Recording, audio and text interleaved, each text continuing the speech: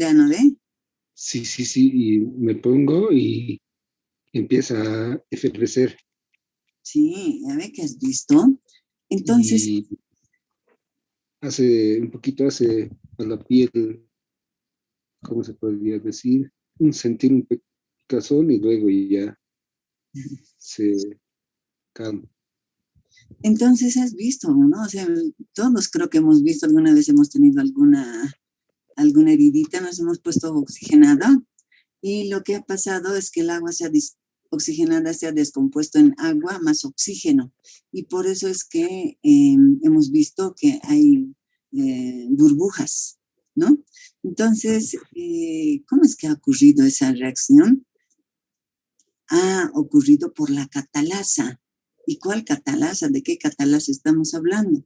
Si hay contaminación por microorganismos, algunos microorganismos tienen la catalasa, ¿no? Entonces, el agua oxigenada con la catalasa que tienen los microorganismos que están infectando la heridita, se ha descompuesto en agua más oxígeno, ¿no? Y para eso se ha necesitado una energía de activación de 6 kilocalorías por mol. Por ejemplo, a ver, el platino acelera la reacción 20.000 veces, ¿no? Un catalizador inorgánico 20.000 veces, mientras que la catalasa la acelera 370.000 veces.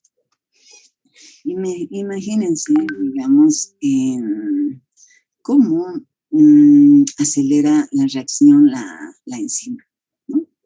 Es un ejemplo, digamos, un ejemplo de la acción de algunas enzimas. Entonces, aquí algo un poquito más gráfico para uno acordarse, que es una reacción no catalizada de alta energía. Dije, ¿podría compartir? Ay, perdón. Por favor. No compartiendo, ¿cómo es posible? Ya, compartir. No han visto ninguna de las diapositivas. Se veía, Inge. Se veía, Inge, estaba compartiendo. Ah, ya. Ahora sí ya se ve. Sí, Inge, se ve. Bien. Entonces aquí tenemos una cajita donde están las ranitas, que son los reactivos, ¿no? Y otro compartimiento de los productos. Estos reactivos, estas ranas, quieren pasar al otro compartimento para hacer productos, ¿no? Pero tienen que saltar una barrera muy alta, ¿no? La energía de activación, una barrera muy alta, y es más difícil, digamos, de que estas ranitas puedan ser productos, ¿no? Es más difícil porque la barrera es muy alta. En cambio aquí, pues más fácil, digamos, de que estas ranas reactivos pasen a ser ranas productos, ¿no? Porque la energía de activación es muy pequeña, o sea, la barrera, la pared que tienen que saltar es muy baja, o sea, es baja, no en relación a esta, ¿no? Entonces, por eso es más fácil que estas ranitas reactivos pasen a ser ranitas productos, ¿no? Más fácil de acordarse. Ahora, bueno, estas enzimas, estas macromoléculas, ¿no? Las macromoléculas, para que actúen, necesitan una temperatura óptima y un pH óptimo. Una temperatura óptima y un pH óptimo, ¿no? Entonces, nosotros tenemos que saber cuál es la temperatura de acción de cada una de las enzimas. Cada una de las enzimas tiene una temperatura y un pH óptimo, ¿no? Entonces, tendríamos que saber cómo es el efecto de la temperatura en la velocidad de la reacción enzimática, ¿no? Aquí tenemos un gráfico de la velocidad de reacción en miligramos por unidad de tiempo, ¿no? Velocidad de reacción versus temperatura, ¿no? De una enzima cualquiera, ¿no? De una determinada, no cualquiera, una determinada enzima. Entonces vemos que aquí hay una temperatura en la cual, un rango no tan grande, en la cual la velocidad de reacción es mayor. La velocidad de reacción es mayor, ¿no? Entonces, si queremos que actúe en las mejores condiciones, tendremos que darle estas temperatura en este caso, ¿no? 40, 42, 43, etcétera, ¿no? Entonces ahí vemos que a esa temperatura la velocidad de reacción es mucho mayor. ¿Qué pasa si nosotros subimos la temperatura? Subimos la temperatura y la velocidad de reacción disminuye. Entonces aquí se desnaturaliza la enzima, la proteína, tanto a temperaturas altas como a temperaturas bajas. Vamos a ver posteriormente qué es eso de la desnaturalización, ¿no? Entonces, lo que quiero que ustedes entiendan aquí es que, bueno, hay una temperatura óptima para la acción de una determinada enzima. Y no solo, digamos, una temperatura óptima, sino un pH óptimo también. Si aquí graficamos velocidad de reacción versus pH, entonces vemos que hay un pH óptimo en el cual la velocidad de reacción es mayor. Si nosotros disminuimos el pH o aumentamos el pH, hay una desnaturalización de la proteína, desnaturalización de la enzima. Bueno, vamos a ver qué es eso de la desnaturalización. Pero para ver eso de la desnaturalización, tal vez inicialmente podríamos ver el sitio catalítico o sitio activo. Vean ustedes, esta es una proteína, esta es una enzima. Vean ustedes la cantidad de moléculas que tiene, ¿no? La cantidad de moléculas. Pero aquí hay una hendidura, ¿no? Entonces, el sitio catalítico o sitio activo es una región tridimensional de la proteína que une específicamente al sustrato mediante un reconocimiento estructural complementario. O sea, este es el sitio, en realidad, donde ocurre la reacción. Es un sitio donde ocurre la reacción. Por eso se le llama el sitio activo. No participan, digamos, en la reacción todos estos aminoácidos, péptidos que se tiene alrededor, sino solamente estos. Entonces, este sitio activo tiene que tener, digamos, una característica como un sistema llave-cerradura, ¿no? Entonces, si esta es la cerradura, solamente un sustrato una llave puede encajar, digamos, en esa cerradura, ¿no? Entonces, ese es el sitio activo. Ahora, este sitio activo, dependiendo de la temperatura o el pH, esta proteína puede cambiar la forma, puede cambiar. Si bien es cierto, es así, o sea, como una proteína nativa, si hay un cambio de pH, por ejemplo, si hay un cambio de pH, no sé si se ve, no tengo un cable.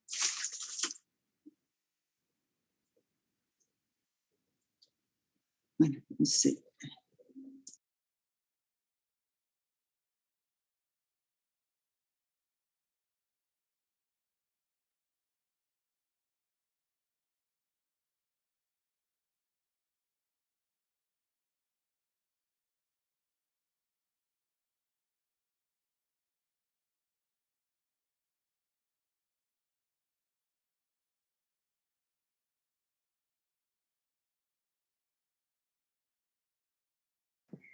Inge, no se le escucha.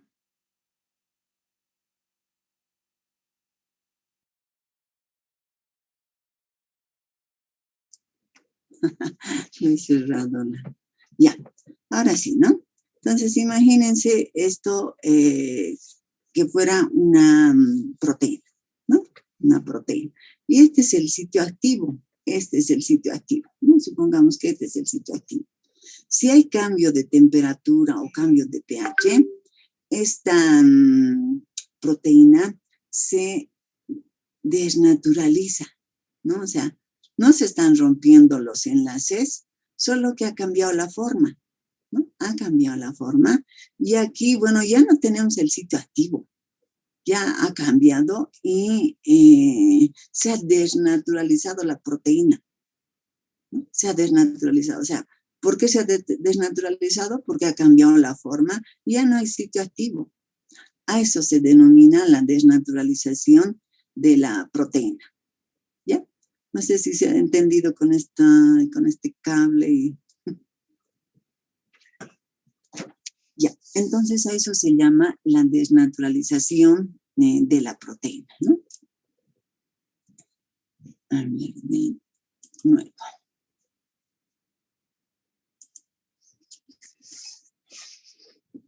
Entonces, cuando hay, sí se ve la imagen, ¿no? Sí. Ya, entonces cuando hay cambio de temperatura, no está la temperatura óptima, este sitio activo, esta proteína se desdobla, como habíamos visto con el cable, y ya no hay el sitio activo. Y por lo tanto, si no hay sitio activo, ya no va a haber un lugar donde los reactivos cambien a ser productos, ¿no? Esa es la desnaturalización. A ver ahora.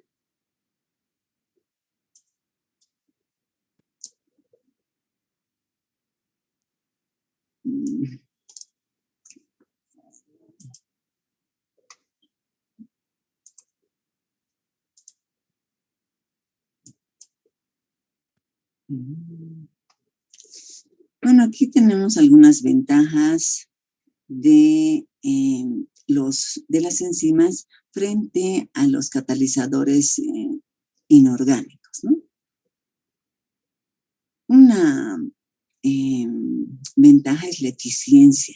O sea, las enzimas son muy eficientes para convertir los reactivos en productos.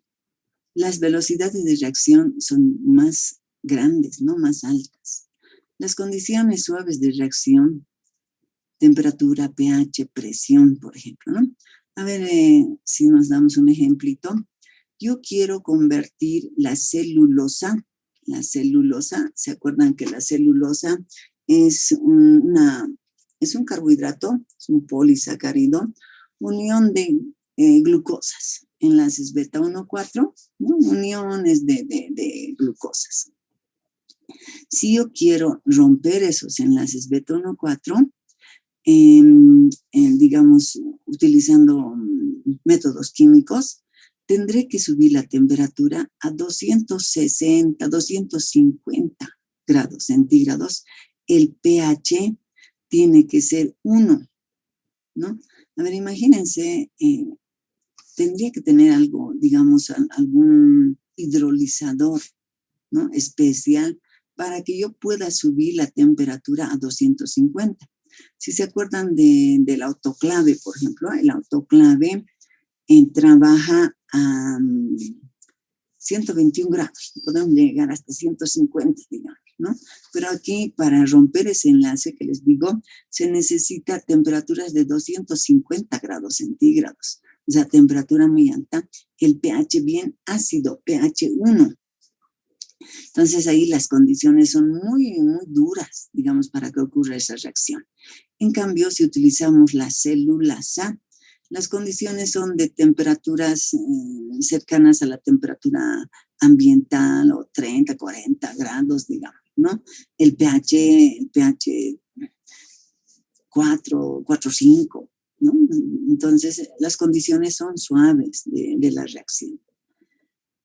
Lo interesante que también hay una especificidad de la reacción, ¿no? Las celulasas van a atacar esos enlaces beta 1,4 para convertir en glucosas. Si yo hago, que se llama utilizo un método químico, voy a utilizar, digamos, ácido sulfúrico a temperatura alta, y no solamente va a haber ruptura del enlace beta 1,4, sino va a haber otro tipo de reacciones para la formación de furfurales, hidroximetilfurfural, por ejemplo, ¿no?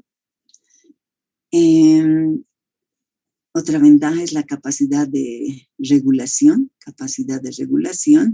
o sea, uno, dependiendo de temperatura, de la concentración de enzima, del tiempo también, uno puede modificar, digamos, la velocidad de reacción, ¿no? Eso es algo muy, muy interesante en las enzimas. Esto de control alostérico, dependiendo, si yo pongo, digamos, aquí algún cofactor, un metal, digamos, calcio, ¿no? Calcio. Pongo calcio aquí, una molécula, o sea, en la solución hay calcio, un poco también se va a modificar el sitio activo y tal vez va a evitar de que ocurra la reacción. O en algunos casos va a acelerar también, ¿no? Estos cofactores, ¿ya? Ahora, bueno, ese era un recuerdo de las enzimas, ¿no? Nosotros vamos a ver es que se llama, vamos a ver, la actividad enzimática.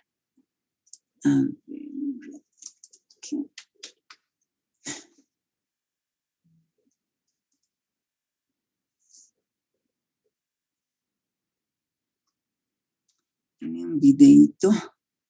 A ver.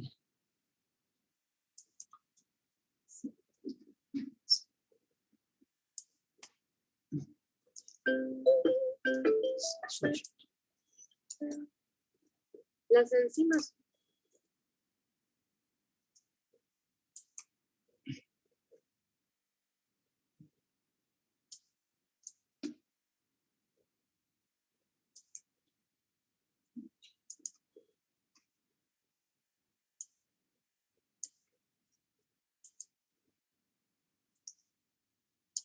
A ver, veremos este videito. Sí se ve, ¿no? Sí. Ya.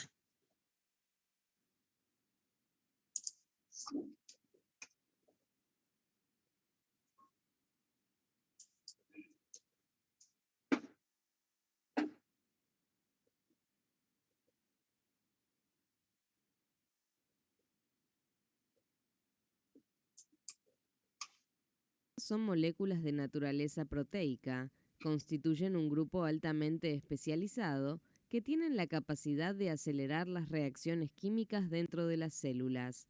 Se las considera catalizadores biológicos. Para que una reacción química suceda en el organismo, deben superar una barrera de energía para iniciarse, denominada energía de activación.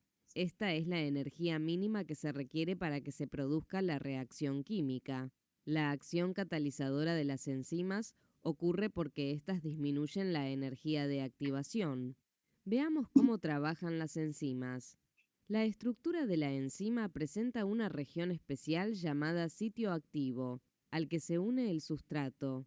Está formado por un grupo pequeño de aminoácidos dispuestos de una manera particular y definida que determina una relación específica entre la enzima y el sustrato. Para que la enzima realice su función, debe unirse al sustrato y formar el complejo enzima-sustrato, del que se obtiene un producto. Una vez finalizada la reacción, la enzima se recupera intacta para ser utilizada nuevamente.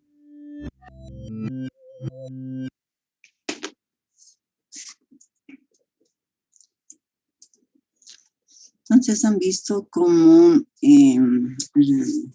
reaccionan Hace un tiempo hice un evento privado de las enzimas, ¿no? al que solo invité a 100 personas.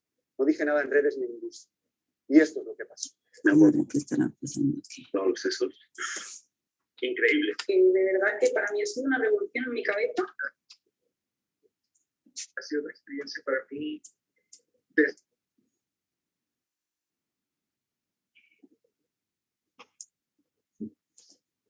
A continuar los videitos. Ya. Entonces, lo que nosotros vamos a ver, vamos a determinar en el laboratorio es la actividad enzimática, ¿no? ¿Qué es la actividad enzimática? La actividad enzimática se la define como una velocidad de reacción O sea, nos interesa ver la velocidad de reacción de algunas enzimas, ¿no?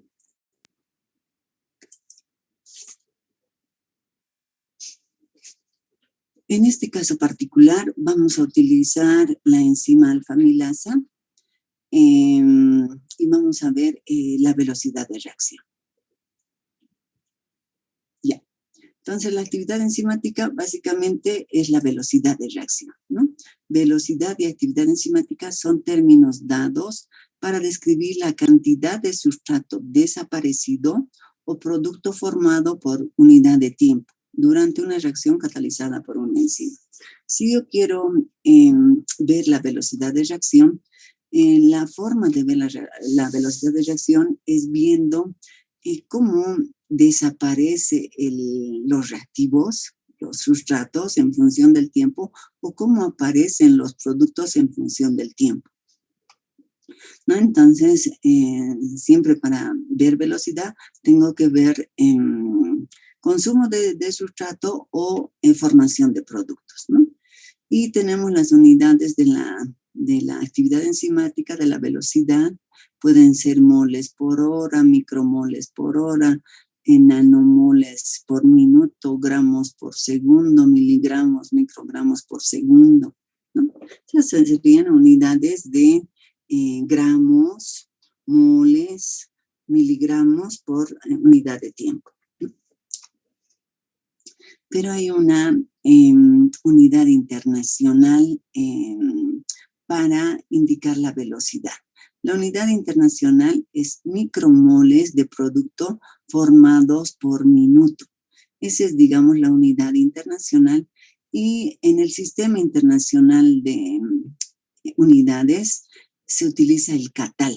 ¿Qué es el catal? Son moles de producto formado por segundo, ¿no? Entonces, esa es, digamos, la actividad, o sea, la unidad en el sistema internacional, ¿no? El catal. Catal pueden ser microcatales, nanocatales, ¿no? Moles de producto formados por segundo. Moles por segundo, ¿no? Moles por unidad de tiempo, que serían segundos. Entonces, eso es lo que nosotros vamos a determinar. Entonces, para determinar, tenemos que hacer el seguimiento, digamos, a la reacción reacción, en este caso, por ejemplo, de que el almidón pase a glucosas, ¿no? Vamos a utilizar la alfa-amilasa, habíamos dicho. Entonces, si hacemos un gráfico de la velocidad de reacción, aquí tenemos la concentración versus el tiempo, Aquí tenemos en la etapa inicial, tenemos que se llama que la velocidad de reacción, o sea, la concentración de producto aparece en función del tiempo. Y vean ustedes que esto es una línea recta en la etapa inicial, ¿no? En la etapa inicial es una línea recta.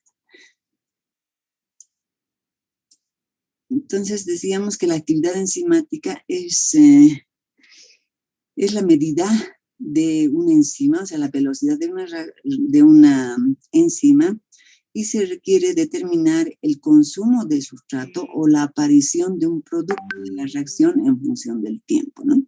Entonces, aquí en este gráfico estamos con aparición de producto en función del tiempo. Tenemos que cuantificar cuánto producto aparece en, qué sé yo, en 3 minutos, 6 minutos, 9 minutos, 12 minutos, etcétera, ¿no? 15, 20, 25 minutos.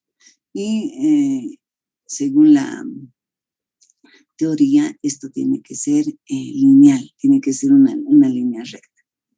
Entonces, la ecuación de esta línea recta va de P, que es producto es igual a alfa, podríamos llamarle alfa más beta por el tiempo, ¿no? O sea, es una función lineal con el tiempo, ¿no? Y si nosotros queremos encontrar aquí la velocidad, tendríamos que hacer una derivada del producto respecto del tiempo, ¿no? Diferencial de P respecto del tiempo, que en realidad sería B, ¿no? O sea, ¿qué es B? B es la inclinación, el ángulo, ¿no? De esta ecuación, ¿no? La pendiente de la ecuación. Ya habíamos dicho que la actividad enzimática es la velocidad de reacción sobre la concentración de la enzima, ¿no? Sobre la concentración de la enzima. Entonces, la actividad enzimática no es más que B, que es la pendiente sobre la concentración de enzima, ¿no? Entonces, ven ustedes, es bien simple de determinar la actividad enzimática. Y así nosotros encontramos cuál es la velocidad de reacción, ¿no? La velocidad de reacción. Aquí también tenemos un gráfico de producto, formación de producto versus tiempo, ¿no? Formación de producto versus tiempo. Entonces, aquí en realidad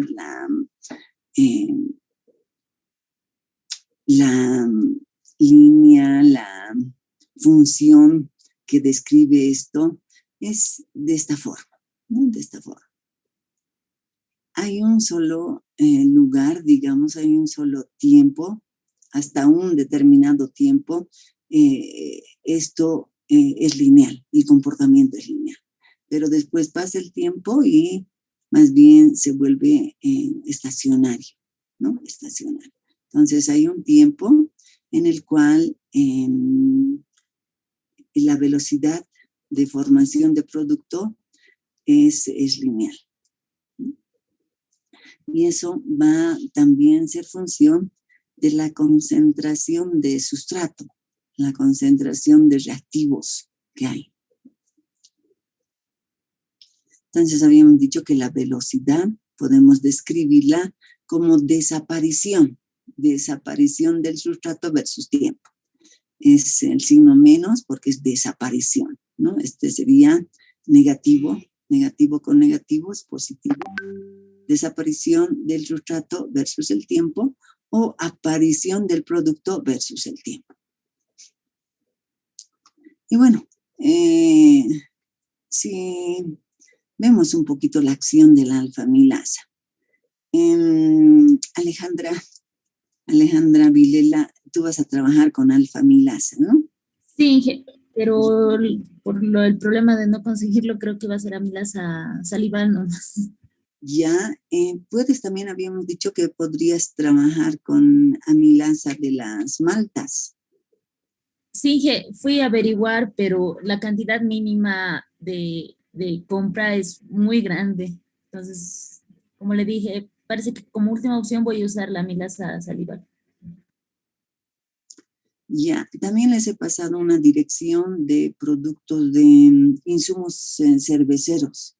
En esa dirección venden también malta, pero venden en cantidades no tan grandes. Habría que averiguar, ¿no? Ya, entonces, a ver, nos acordaremos cuál es la función de la alfa-amilasa. Las alfa-amilasas son enzimas que catalizan al azar la hidrólisis de enlaces glucosídicos alfa-1,4 de polisacáridos como el almidón. Entonces, aquí tenemos una cadena del almidón, la amilosa, el almidón. Y este almidón es un polisacárido que consiste más bien en unión de glucosas, ¿no? Una glucosa, dos glucosas, tres glucosas, 4 y cientos de glucosas, ¿no? Aquí tenemos el enlace glucosídico. Aquí tenemos el carbón 1, 2, 3, 4, 5, 6 de la glucosa. 1, 2, 3, 4, 5, 6. Este es el carbono 1. Este es el carbono 1, 2, 3, 4. ¿No? Entonces los enlaces alfa 1, 4. Lo que va a hacer la alfa-amilasa es romper este enlace. ¿Para qué va a romper los enlaces? Para tener glucosas simples, ¿no? Glucosa simple. Bueno, aquí estamos viendo el caso más simple de la acción de la alfa-amilasa, ¿no?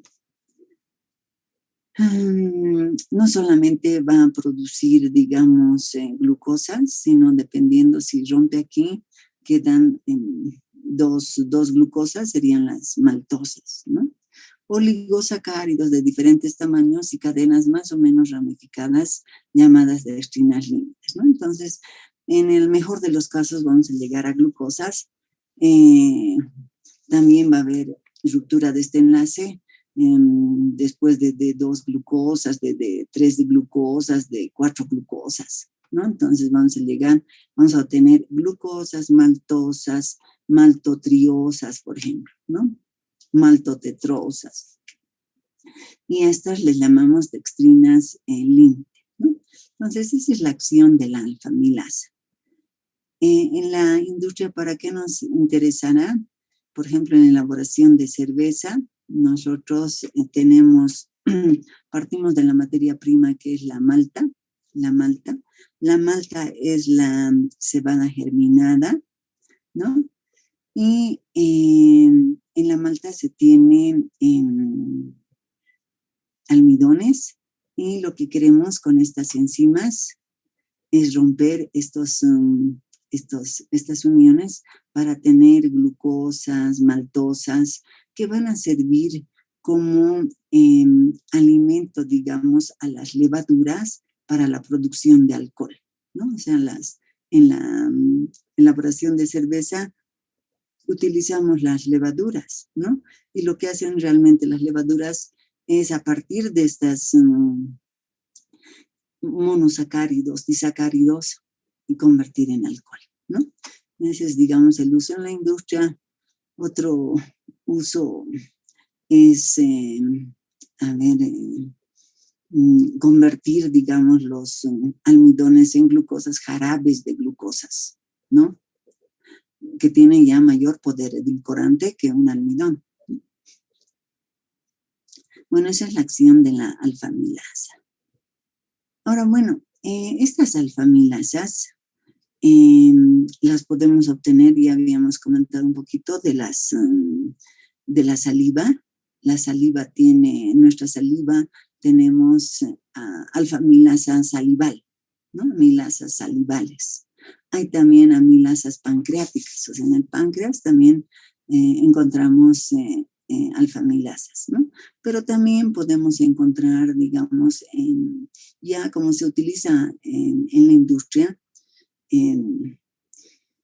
podemos encontrar ya como alfa-amilasa misma, ¿no? Y tienen algunos nombres comerciales, por ejemplo, el Termamil 120L, bueno, tipo L. Hay Termamil 100, hay Termamil 120, hay otros 60 también, ¿no? Y bueno, aquí tenemos la ficha técnica específicamente de este Termamil 120. En realidad es la alfa-amilasa.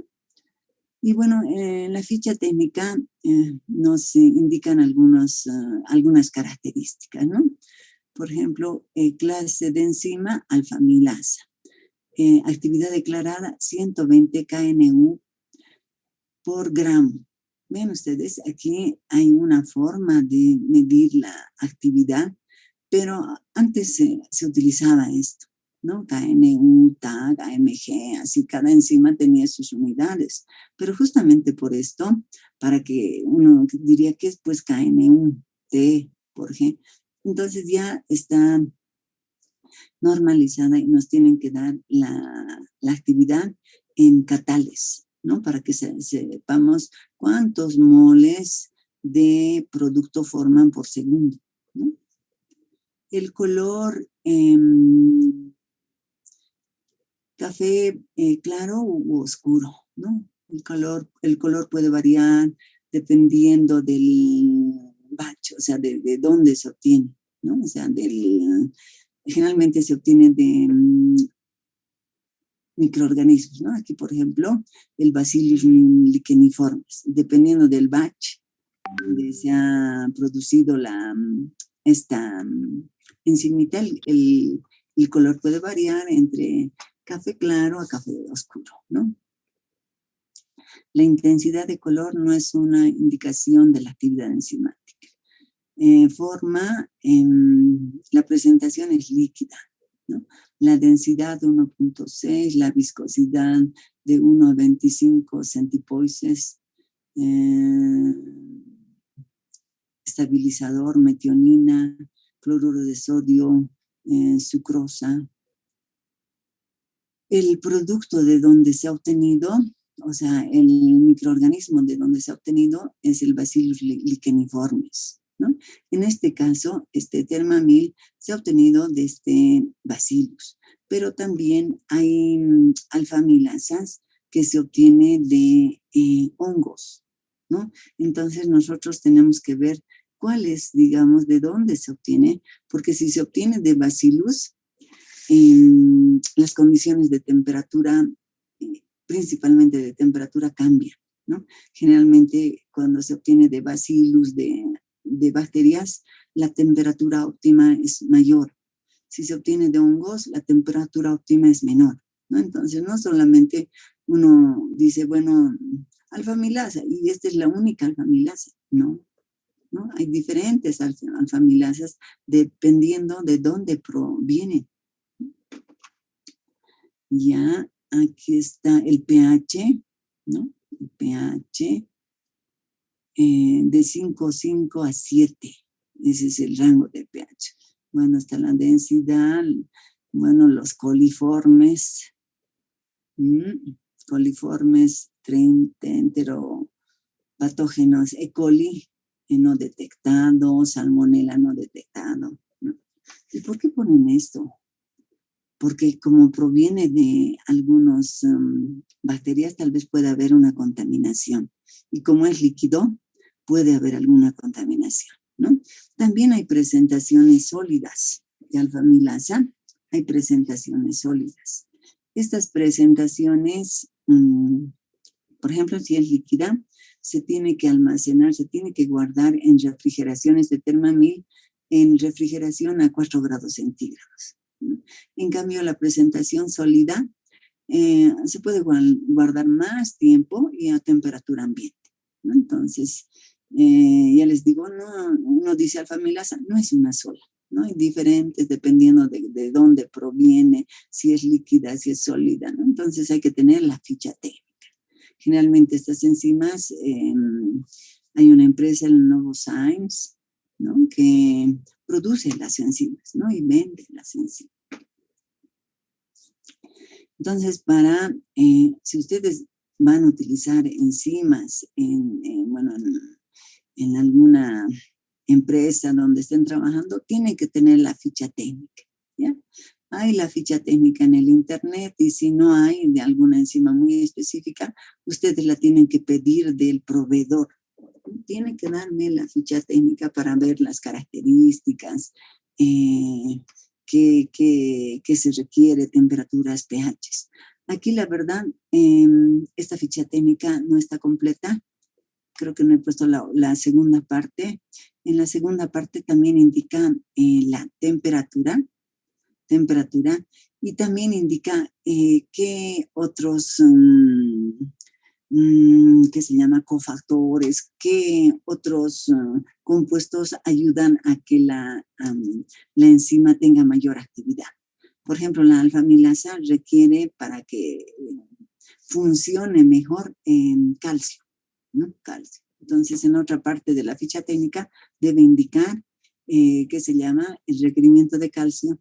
También indican en la seguridad cómo se puede manipular y cómo se puede almacenar, cómo varía la actividad en función del tiempo, ¿no? De guardado, digamos, ¿no? De almacenar. ¿Ya? Entonces, tienen que pedir siempre las fichas técnicas. Y bueno, aquí está el procedimiento que vamos a seguir para determinar la actividad de la alfamilasa.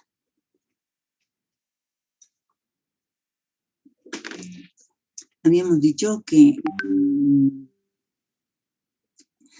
el sustrato sobre el que actúa es el almidón, ¿no? Entonces vamos a preparar una solución de almidón. Hay diferentes tipos de almidón. En el laboratorio hay un almidón soluble, ¿no?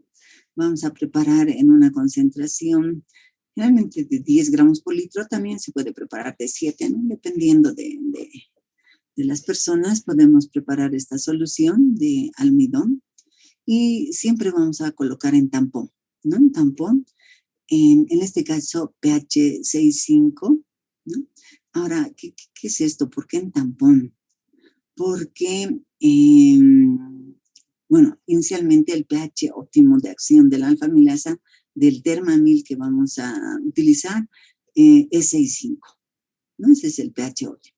Y ponemos en tampón porque no queremos que varíe este pH, ¿no? No queremos que varíe, ¿no? Y vamos a preparar una solución tampón fosfato que, de pH 6.5. Y vamos a adicionar un cofactor. Entonces, en la ficha técnica que les he mostrado no está completa. En la ficha técnica nos dice que requieren un cofactor que es el calcio, ¿no? El calcio en una concentración de 40 ppm, ¿no? O sea, se requiere poco calcio, ¿no? 40 ppm. Vamos a preparar entonces en el tampón a pH 6.5. Ya hemos preparado la solución de almidón. Colocamos la solución en tubos de ensayo, 10 mililitros en cada uno, ¿no? Si vamos a preparar tubitos de ensayo bien limpios, bien enjuagados. ¿Por qué bien enjuagados? Porque si nosotros utilizamos algún detergente para lavar, algunos de los detergentes tienen alfa-amilasas, ¿no? Entonces, los resultados no nos pueden salir bien. O sea, tiene que estar bien enjuagadito de tal forma de que no haya residuos de detergente, de alfa-amilasa, de nada, ¿no? Colocamos la solución en tubos de ensayo, 10 mililitros en cada uno. Mantenemos los tubos en baño termostatizado con agitación a temperatura constante, ¿no? Entonces, la temperatura óptima de acción, en este caso de la Termamil 120, es 65 grados. Entonces, ya preparamos un baño María, un baño termostatizado a 65 grados centígrados, y ahí ponemos los tubitos de ensayo que, bueno, tienen 10 mililitros de cada uno, ¿no?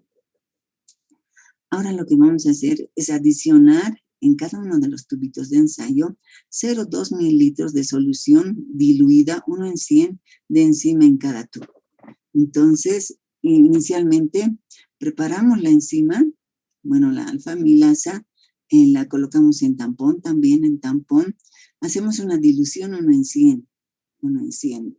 Y de esta dilución vamos a adicionar 0,2 mililitros de solución diluida en cada tubo, ¿no? O sea, para que actúen las enzimas se requieren concentraciones pequeñas. Por eso es que inicialmente hemos hecho una dilución y de esa dilución todavía estamos utilizando 0,2 mililitros. También aquí sabemos que el volumen es pequeño, ¿no? 10 mililitros. Listo, lo dejamos en el baño a 65 grados y retiramos un tubo de ensayo después del tiempo determinado. Entonces pasa, digamos, 3 minutos, o sea, en el tiempo cero ya retiramos el primer tubito. Si retiramos, a ver, vean ustedes, en el tiempo cero retiramos el primer tubo y colocar cada tubo en baño de hielo. ¿Por qué baño de hielo? Para parar la reacción. Y además vamos a desactivar la enzima adicionando una base. O sea, todavía tal vez aquí en baño de hielo todavía actúe la enzima, pero nosotros la vamos a desnaturalizar utilizando una base, ¿no? Unas gotitas de solución de hidróxido de sodio para desactivar la enzima y para que no siga actuando. Bueno, realizamos las diluciones y medimos concentración de azúcares, ¿no? Entonces, el producto de la reacción van a ser los azúcares, las glucosas, azúcares reductores. Nosotros ya tenemos métodos para determinar azúcares, ¿no? Habíamos visto que tenemos el método del DNS para cuantificar azúcares. Entonces, el primer tubo colocamos en baño de hielo, realizamos diluciones, determinamos azúcares. Pasa 3 minutos, el segundo tubo, sacamos el segundo tubo, ponemos en baño de hielo, desactivamos adicionando una base, realizamos diluciones y determinamos azúcares por el método del DNS, ¿no? Y así en el tiempo 0, 3, 6, 9, 12, 15, 18, 21, 24. ¿No? Podríamos tener 8 tubos. ¿Y qué más hacemos? Bueno, aquí está el procedimiento. preparar tampón fosfato de pH 6,5 en un volumen de 500 mililitros. Preparar una solución de almidón soluble en tampón de pH 6,5 adicionando con cofactor. El cofactor habíamos dicho que es el calcio. Vamos a adicionar como cloruro de calcio en una concentración de 40 ppm. Llevar a ebullición durante 1 minuto para gelatinizar el almidón, ¿no? Si nosotros no utilizamos el almidón soluble, podemos utilizar otro almidón y sabemos que el almidón no es soluble en agua.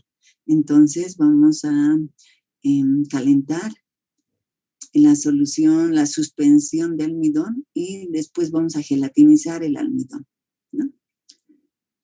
Preparar tubitos de ensayo con 10 mililitros de la solución, tubitos de ensayo con 10 mililitros de la solución de almidón en cada uno, ¿no? Colocar los tubos de ensayo en baño María a 65, no a 70, a 65, 70 grados centígrados, ¿no? Baño María, 70 grados centígrados. Adicionar 0,5 mililitros de la enzima diluida, ¿no? De esta enzima, la Termamil, diluida, y después sacar las muestras, saco un tubo en el tiempo 0, pasan 3 minutos, saco el segundo tubo, lo desactivo, pongo en baño de hielo, ¿no? Y así sucesivamente. Y después en cada uno de los tubos voy a hacer la cuantificación de azúcares reductores totales por el método del DNS. Esperar el tiempo de residencia indicado en la tabla, aquí está cada 4 minutos. Sacar cada tubo de ensayo cumplido el tiempo de residencia, colocar en baño de hielo, adicionar solución de hidróxido de sodio para desactivar la enzima. Realizamos la dilución indicada, determinamos azúcares reductores totales por el método del DNS y bueno, completamos la tabla y determinamos la actividad enzimática.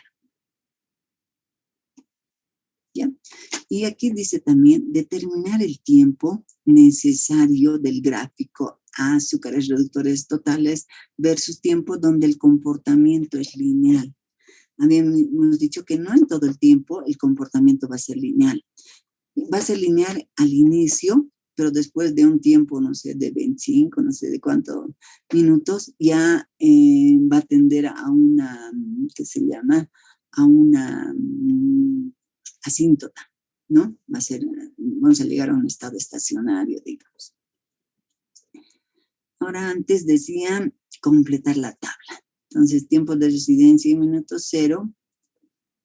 Tal vez hagamos una dilución. ¿Para qué hacer la dilución? Porque tenemos que medir azúcares, ¿no? Y los azúcares, por el método del DNS, tenemos que entrar, digamos, en las concentraciones donde el comportamiento es lineal también de los azúcares. Leemos la absorbancia y con la ecuación de azúcares versus absorbancia encontramos la concentración, ¿no? Encontramos la concentración tanto para el tiempo 0, para el tiempo 4, para el tiempo 8, 12, 16, 20, etc. Después vamos a tener datos de tiempo versus concentración, ¿no?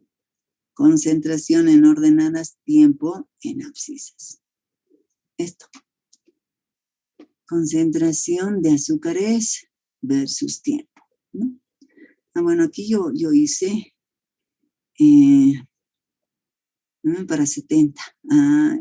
Entonces la temperatura óptima no es 65, sino es 70, ¿no? Vean ustedes, en este caso el comportamiento es lineal hasta 15 minutos más o menos, ¿no? En el caso del 70, hasta 15 minutos. Después aquí ya se vuelve una constante, ¿no? De concentración. Para la temperatura de 65 en azul, también he hecho. Y veo que aquí el comportamiento es lineal hasta 10 minutos. Después ya se llega a una constante, ¿no? Entonces es importante determinar en qué tiempo el comportamiento es lineal, ¿no? ¿Qué estamos viendo aquí? Dependiendo de la temperatura, aquí para 65 es lineal hasta 10, para 70 es lineal más o menos hasta 15, ¿no? Hasta 15. Listo, eso es lo que vamos a hacer en el laboratorio, determinar la actividad enzimática. Está relativamente fácil, ¿no?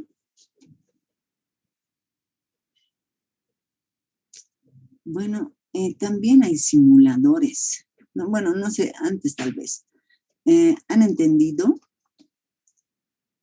qué cosas vamos a hacer en el laboratorio?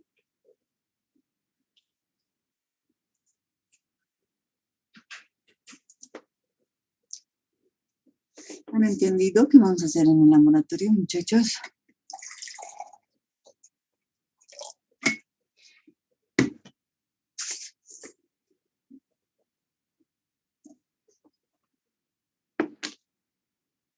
¿Tienen alguna duda?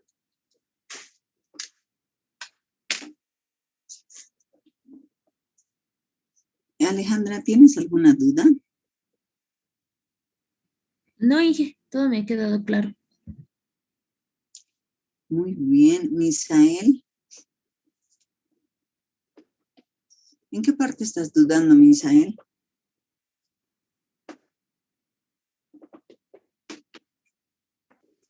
Ingeniera, en el parte del DNS, de los azúcares. Ya, ¿te acuerdas? Ya teníamos una práctica, habíamos hecho una práctica para la determinación de azúcares por el método del DNS, ¿no? ¿Cómo era? Teníamos que poner 0,5 mililitros de muestra, 0,5 mililitros del reactivo del DNS, dejar en ebullición 5 minutos, adicionarle 5 mililitros de agua destilada y después hacer la lectura, ¿no? La lectura de la absorbancia. A ver, entonces tienes que ver esas diapositivas donde hemos hecho la determinación del DNS. O sea, esa práctica de determinación, han visto que no solamente nos va a servir así para ese día, para la práctica, sino también nos sirve para la cinética, la cinética de fermentaciones y también para la actividad enzimática, y también nos va a servir para la cinética enzimática también. ¿Ya? Entonces eso quisiera, por favor, Misael, que revises un poco lo que ya hemos visto del método del DNS. ¿Ya? Está bien, ingeniera. Gracias. Está bien.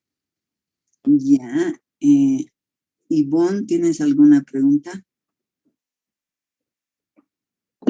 No, hija, todo claro. Ya. Muy bien, entonces ya creo que ya nos queda. Muchas condolencias. Nos quedan, ya, ¿qué hora es? Ya nos hemos pasado de tiempo. 10:41. Ya, quería ver también esa parte de parámetros cinéticos, pero lo vamos a ver la próxima clase. ¿Ya? Entonces, el próximo lunes vamos a ver esto de la determinación de los parámetros cinéticos. Vamos a seguir trabajando con la alfamilasa. ¿Bien? Y vamos a determinar estos parámetros cinéticos, la velocidad máxima y el KM. ¿Ya? Entonces, nos veríamos el próximo lunes, muchachos. Ingeniera, disculpe, una pregunta. Inge, ¿me escucha? Sí, te escucho. No sé si nos podría permitir bajar al laboratorio para hacer algunas pruebas, o todo tiene que ser sí o sí en nuestras casas. He hablado con el doctor Álvarez y hablé al respecto. Y me dijo que, bueno, está bien que pueden hacer las pruebas aquí en el IDEPROC, siempre con las medidas de bioseguridad, tomando esas medidas de bioseguridad, no solo en el laboratorio, sino también al bajar en los micros, en los minibuses, ¿no? Pero me ha dicho, manden una cartita indicando quién va a bajar, en qué horario y de qué materia, ¿no? Y tal vez los requerimientos, ¿ya? Días, horarios, para que bajen al IDEPROC, porque me ha dicho, sí, está abierto. Está abierto y pueden venir. Ahora, bueno, el doctor Álvarez creo que cumple su estadía como director hasta fin de mes, hasta este fin de mes, ¿no? Entonces, le mandaremos una cartita y para que puedan hacer también algunas pruebas allí. Está bien, Inge, pero la carta tiene que pasar también por usted, ¿verdad? Para que lo firme y le dé su visto bueno. Sí.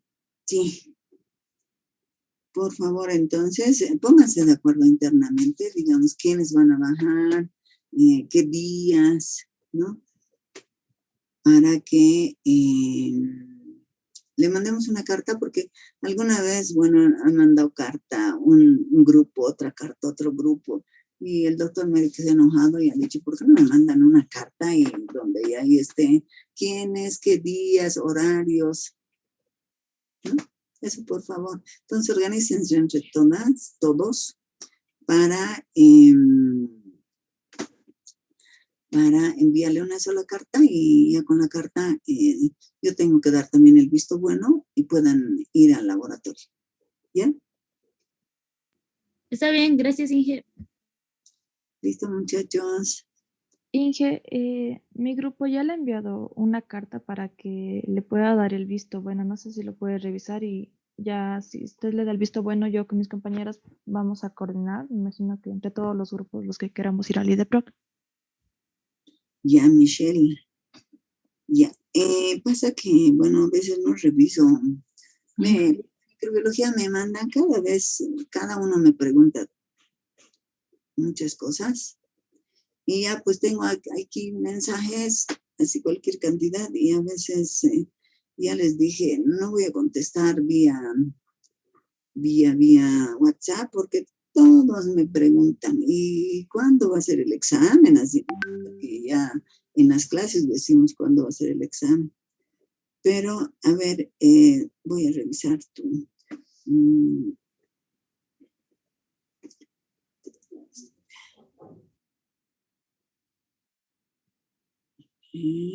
tampoco ponen nombres.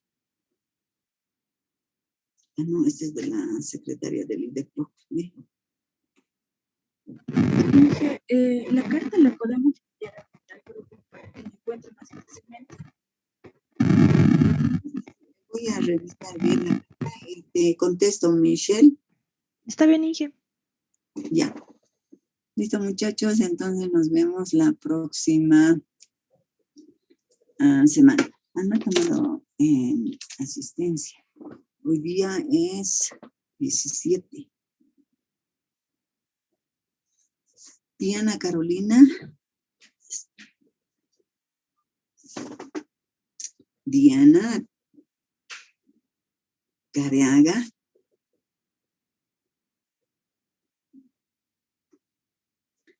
Misael Condori.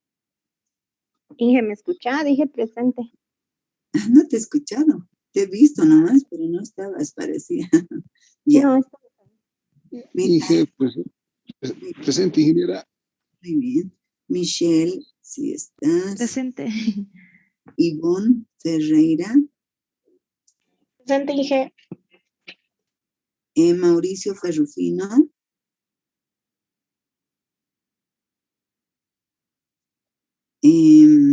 Alison Guerrero. Presente, Inge. Jocelyn Pijuan. Presente, ingeniera. Mauricio Quispe.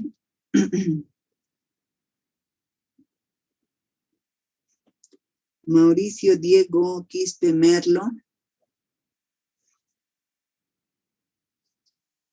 Maribel Sea. Presente, Inge. Muy bien. Catherine Vilela. Presente. Ya, listo, muchachos. Entonces nos vemos la próxima semana. Chao, que estén Hasta bien. luego, ingeniera. Chao, Se Inge. cuida, Inge. Hasta Hasta luego. la siguiente. Chao, que les vaya Hasta bien. luego, Inge. Chao.